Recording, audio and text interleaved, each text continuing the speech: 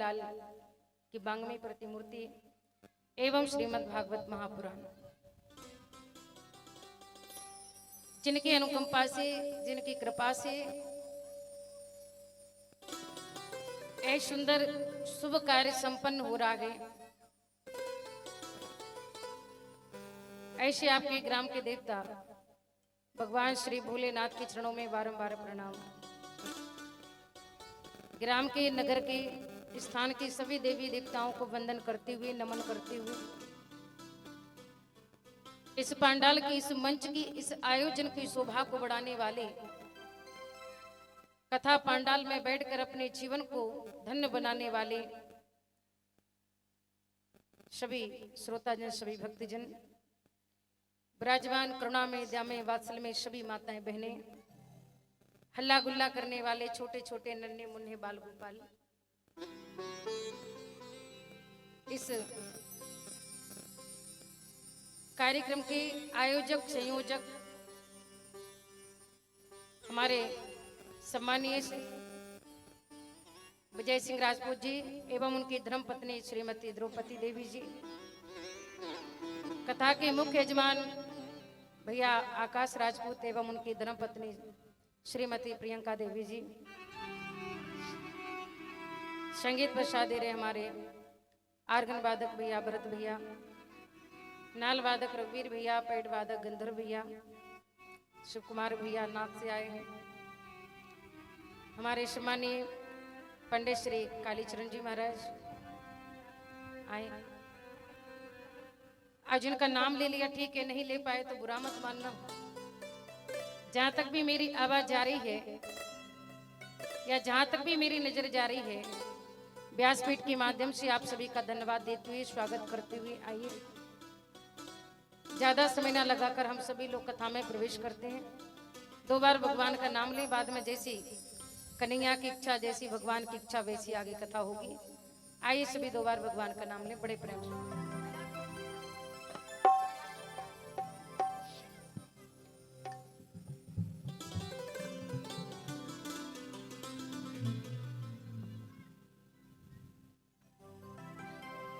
आइए बड़े प्रेम से मेरे साथ बोलेंगे।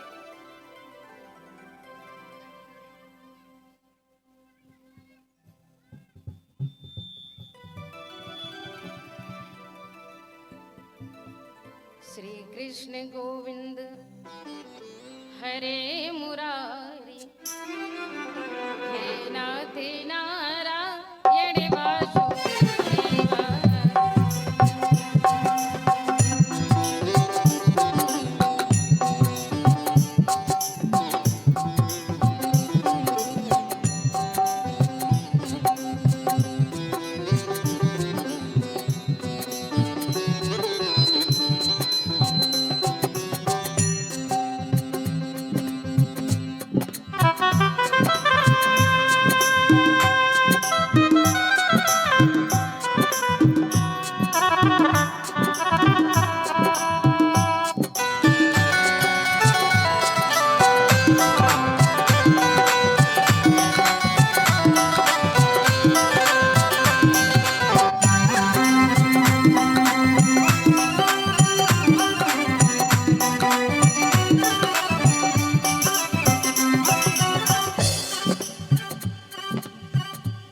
तो ऐसे बजा रहे हो महाराज जैसे नींद में मच्छर भगा रहे, वैसे ताली बजाते।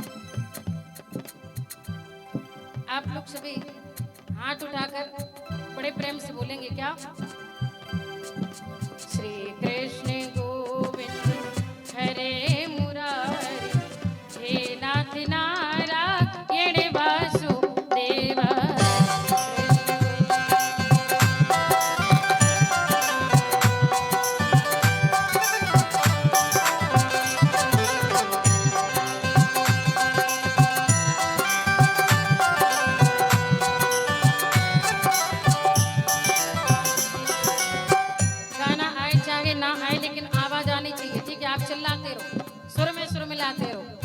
गाना आए चाहे ना, राग से गाओ चाहे बिना राग से गाओ, लेकिन अनुराग से गाओ। सभी मिलके बोलेंगे क्या? देहांत काले तुम सामने हो, मुरली बजाते दिल को लुभाते।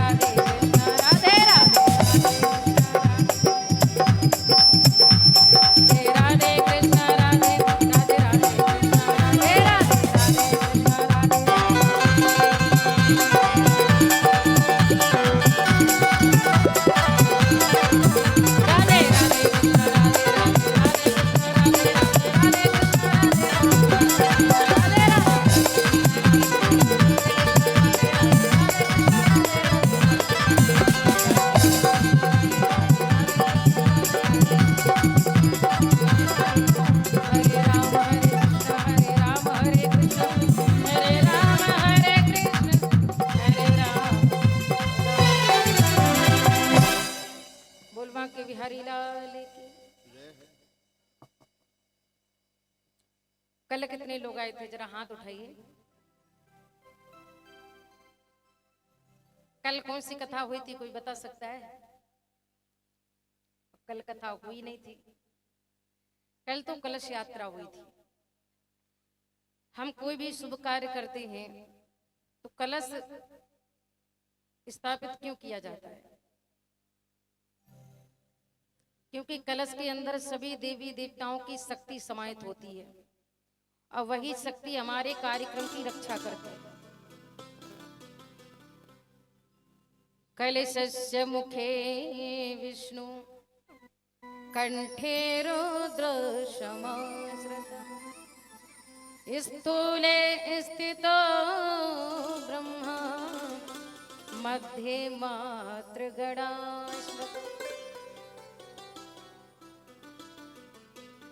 कलशस्य मुखे विष्णु, कलश का जो मुख होता है उसमें विष्णु भगवान समाहित होते हैं। कंठे रुद्र समाश्रिता, बीच में भोलेनाथ और स्थूल नीचे ब्रह्मा जी, मध्य मात्र गुणाश्रता। भैया अठन्नी चवन्नी शांत बैठो सब। एक बार जरा दोनों हाथ उठाकर कहें जय श्री कृष्ण, जय श्री कृष्ण, जय श्री कृष्ण। कल मैंने निवेदन किया, नारद जी भागते हुए जा रहे थे, यही था ना? सनत कुमारों ने उनको रोका और सनत कुमारों ने कहा नारद जी, हमने सुना है कोई व्यक्ति कितना भी दुखी हो, कितना भी परेशान हो, निराश हो,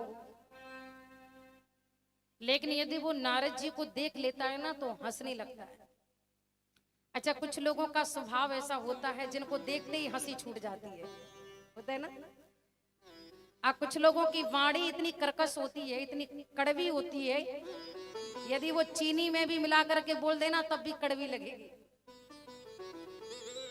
कई लोग इतना कड़वा बोलते हैं, कितना भी मीठा बोले फिर भी लगता है किसी ने घाव में नमक नींबू मिला के डाल दिया हो।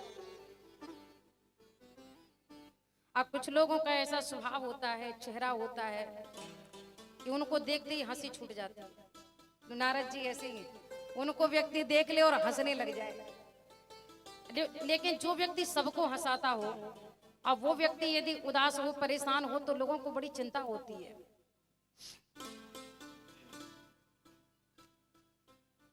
सनत कुमारों ने पूछा नारद जी, आज आपके चेहरे पर उदासी क्यों है?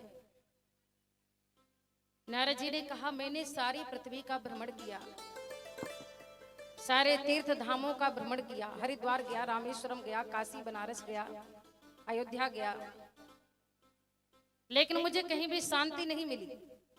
लेकिन जब मैं वृंदावन में आया तो मुझे बड़ा सुकून आया। क्यों? क्योंकि धन धन वृंदावन राजधानी, धर्म कर्म जहाँ बटत जेविरी, मुक्ति भरे दामा। रमण रेत लेटो नहीं अकियो न जमुना पान, अरे मन तू समझो नहीं या ब्रज गो तत्व महा।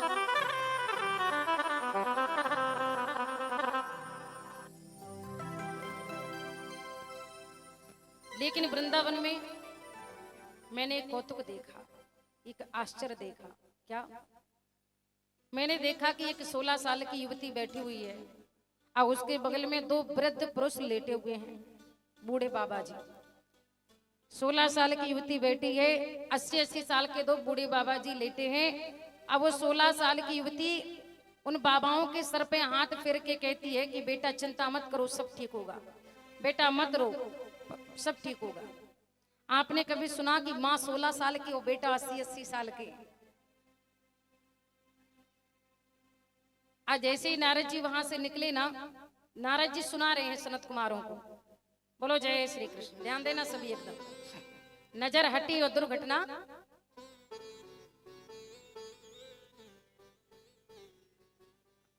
जैसे ही नारद जी वहां से निकलते हैं, उस युवती ने इशारा करके बुलाया। नारद जी बोले क्या बात है देवी जी, कौन हो आप? ये दोनों कौन है जिनको आप सांत्वना दे रही हैं?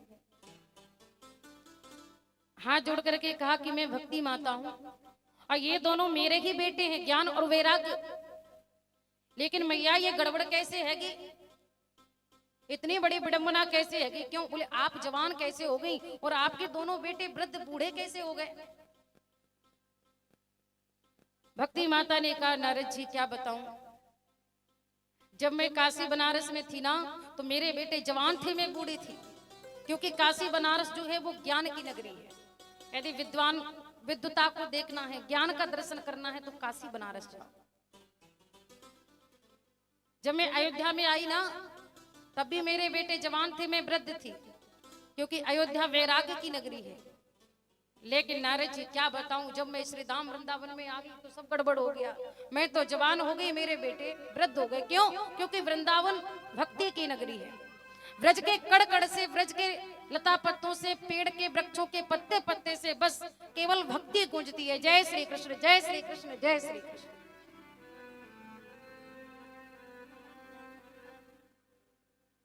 नारद जी आप तो त्रिकालदर्शी हैं, कुछ ऐसा कीजिए ना। अब देखो माँ जवान हो जाए तो माँ के सामने यदि उसके बेटे वृद्ध बनकर कष्ट भोगे तो माँ को कैसे बर्दाश्त होगा?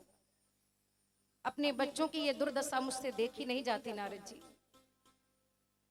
ये सच बात है।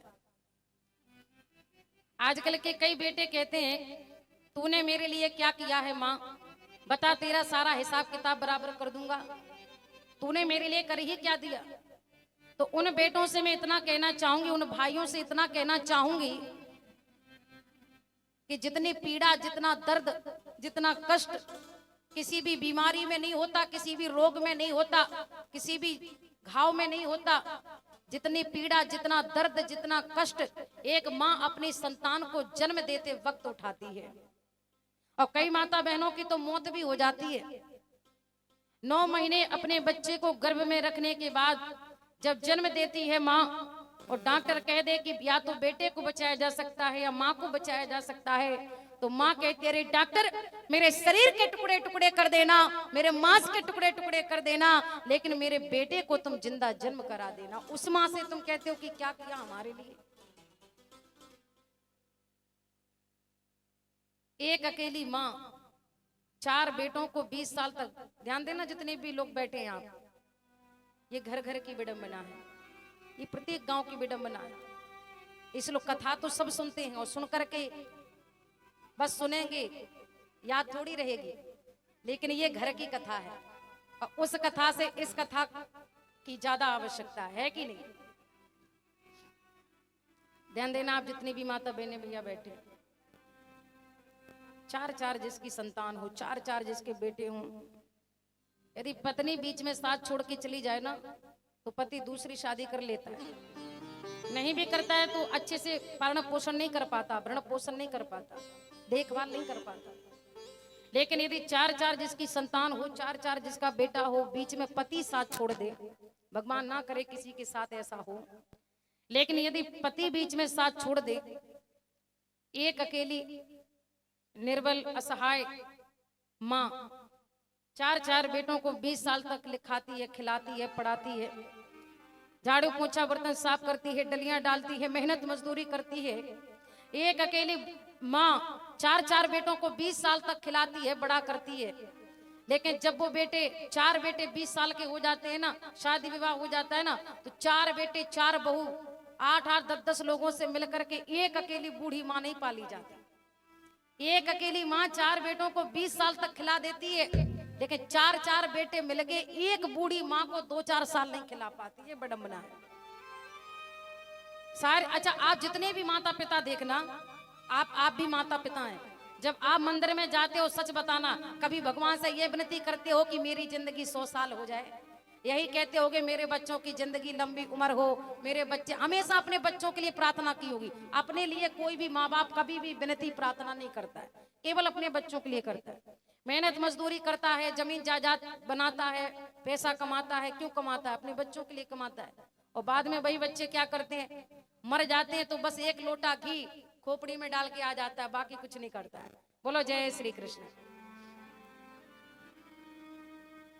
तो मैं निवेदन कर रही थी, भक्ति माता ने कहा कि नारद जी मेरे बच्चों का बुढ़ापा दूर कीजिए। नारद जी ने कहा भी करता हूं। और जैसे नारद जी ने कान में धीरे धीरे मंत्र उच्चारण शुरू किया ना, जैसे जैसे मंत्र उच्चारण बढ़ता गया तो वो जवान होते गए। और नारद जी जैसे ही बंद होते हैं तो फिर से बूढ़े बन के लेट जाते हैं। अब जैसे जैसे नारद जी मंत्र बोलते जाते वो जवान होते जाते, बंद हो जाते, फिर वृद्ध बन के लेट जाते। नारद जी भी परेशान हो गए, ये क्या विडंबना है। तभी आकाशवाणी हुई, सत्कर्म सोच को नूनम ज्ञान क्या स्मृतो बुधे श्रीमद् भागवतालापा सातु गीता सुकादेवी।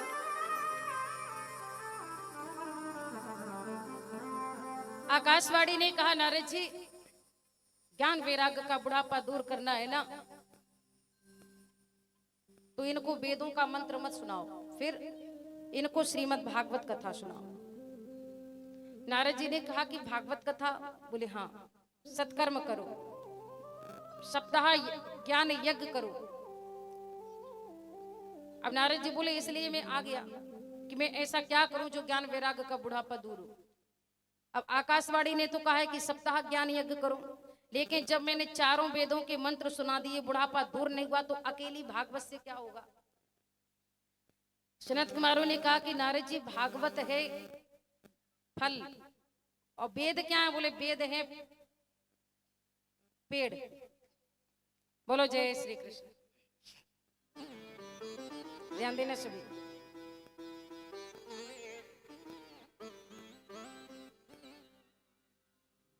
बोलिए बांके बिहारी लाल की जय हो। कुछ लोग बोले जय, कुछ लोग बोले अभी नहीं, बाद में बोलेंगे। जयकारा में कंजूसी ना करो, थोड़ी नींद नहीं आती है, आलस नहीं आता है। अब हम बोलते जाएंगे, आप सुनते जाओगे तो नींद आ जाएगी।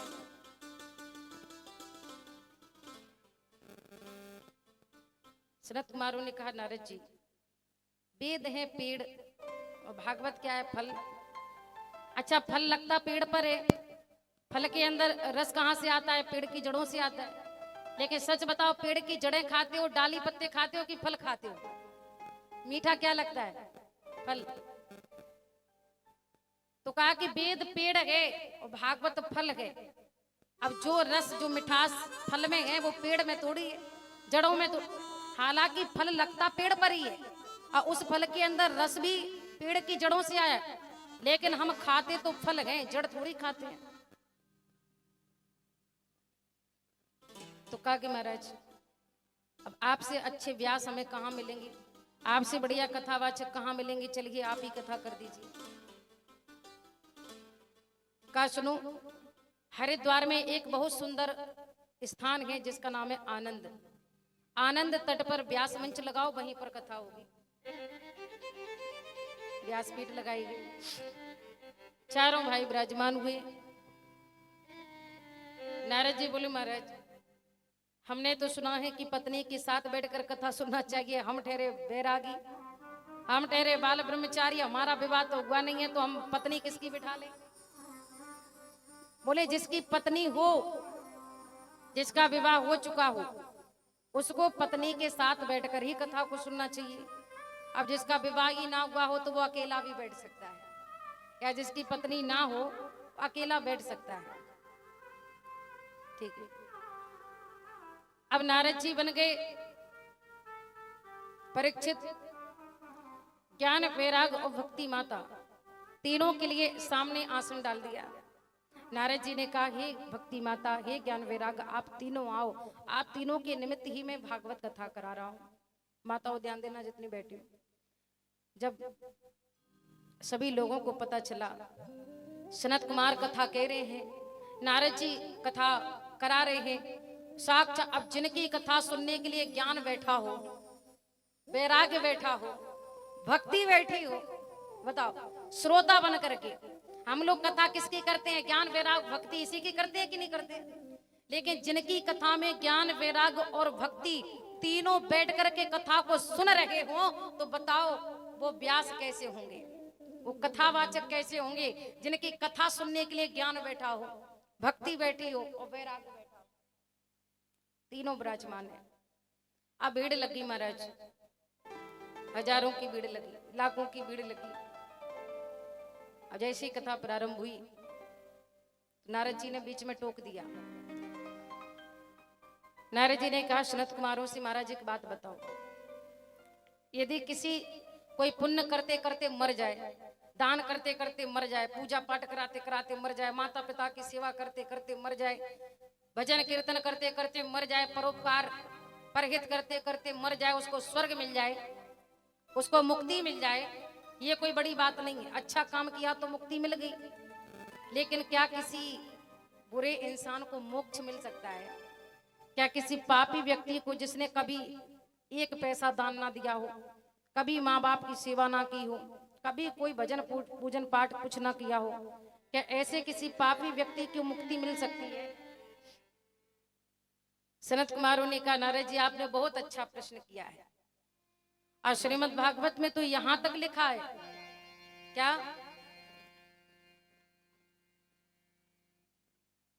श्रीमद् भागवत महापुराण में लिखा है, ये मानवा पाप कृतस्तु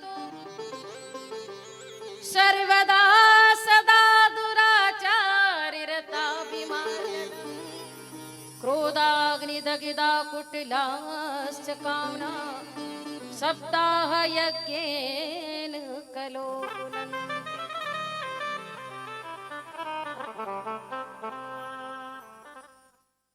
ये मानवा पाप कृतस्तु सर्वदा सदा दुराचारता विमार्गः क्रोधाग्नि दग्धा कुटलाश्च कामना शब्दः यज्ञेन कलो पुनन्ति। आप लोग भागवत कथा कराते हो, लोग कहते हैं कि भागवत क्यों कराते हैं, लाखों का खर्च करते हैं, चाहे एक बेटी का विवाह कर लीजिए, चाहे एक श्रीमद् भागवत कथा का आयोजन कर लीजिए, क्यों इतना लाखों का खर्च होता है?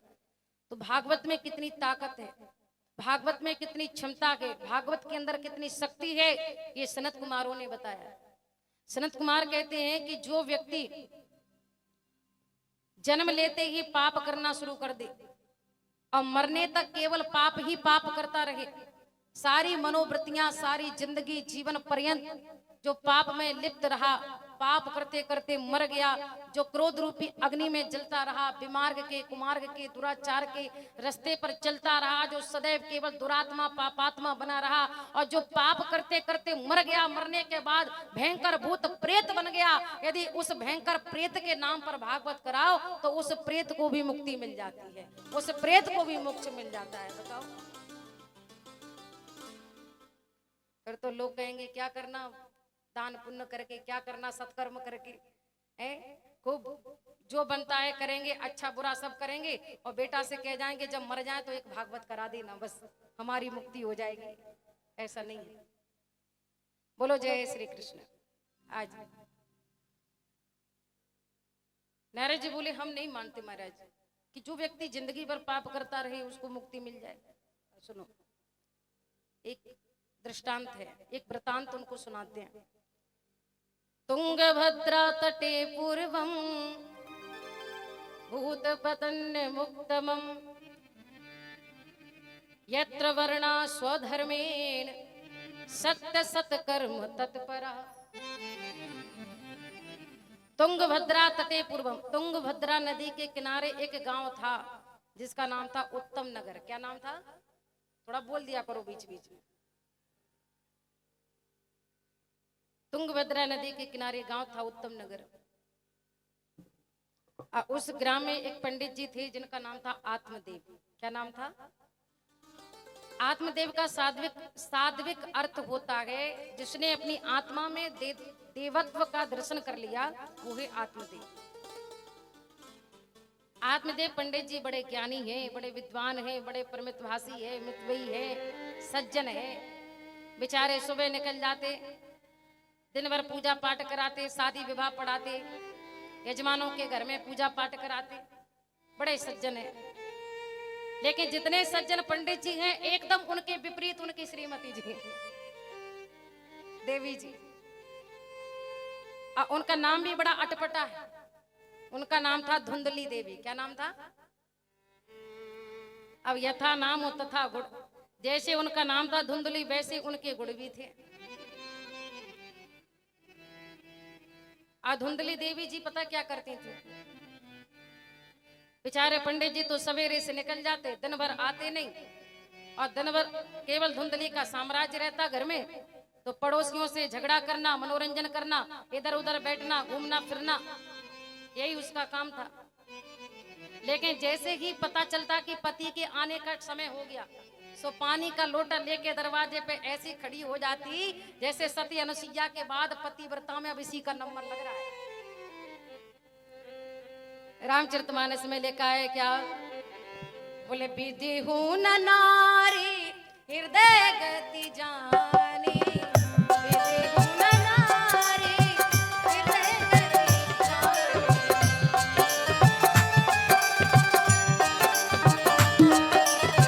सकल कपट अघ अवगुण खानी, सकल कपट अघ अवगुण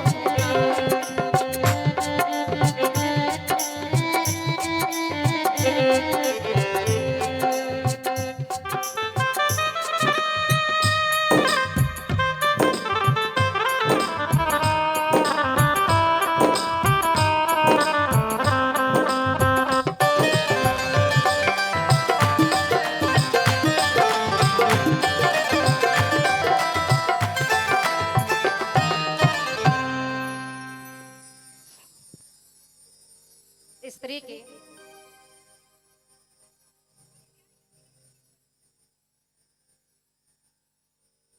नारी के हृदय में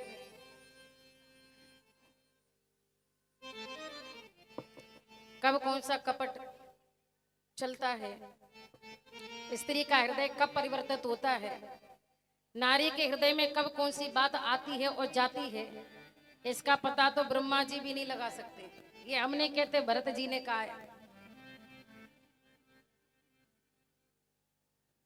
अब पंडित जी के हृदय में अपनी पत्नी के लिए बड़ी श्रद्धा थी, बड़ी आस्था थी। पंडित जी अपनी पत्नी का बड़ा सम्मान करते थे। पता है क्यों? माता ध्यान देना। धुंधली दिन भर में कौन सा त्रिया चरित्र करती थी, अब ये तो पंडित जी को पता नहीं था कि मेरे जाने के बाद मेरी अनुपस्थिति में ये अकेले घर में कौन सा कार्य करती है। लेकिन जब पंडित जी आते थे तो पतिव्रता बनती थी। पंडित जी सोचते थे मेरी पत्नी तो बड़ी सज्जन है, बड़ी पतिव्रता है। अच्छा, पंडित जी के घर में धन दौलत की कोई कमी नहीं थी, सब था, बहुत सब कुछ था भगवान का दिया।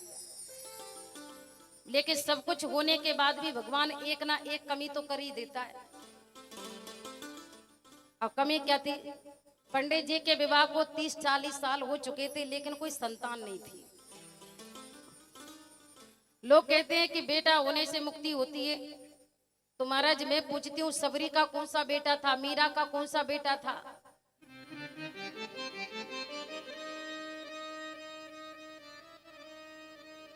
अब पंडित जी के विवाह को 30-40 साल हो गया, संतान नहीं थी।